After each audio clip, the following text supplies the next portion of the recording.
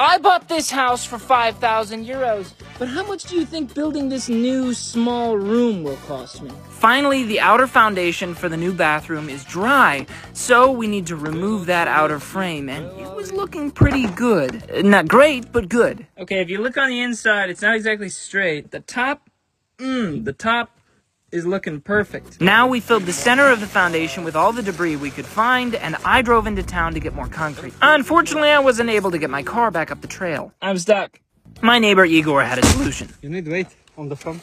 This is an interesting strategy. Of course, he got in the driver's seat and had no problem. You made it.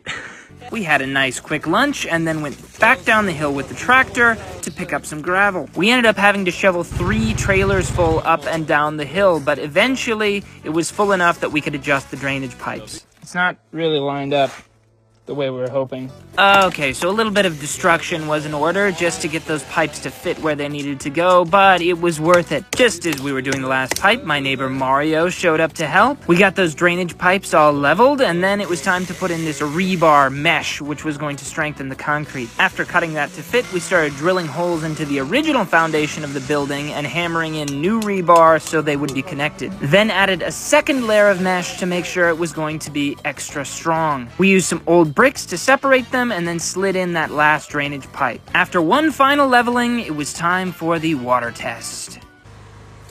Oh, there it is. We covered up the drainage holes so nothing would get in, and it was time to build one more wooden frame for the deck of the foundation. Small holes were drilled and rebar was pounded in around the entire perimeter of the foundation. This would make kind of a shelf for the wooden frame to sit on. For the frame, we just used the old wood that we used for the frame before this one. Igor did the building and Mario did the cutting. Let's see that perfect fit. That's nice. That's beautiful.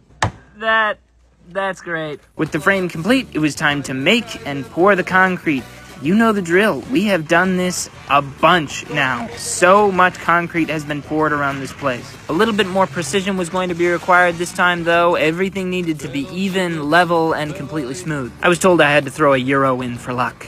I had lost count of how many wheelbarrows it was by the time we had covered the last bit of mesh. But with everything covered, Igor put on his boots and stepped right into the wet concrete. He needed to make sure everything was where it needed to be. We're running out of daylight.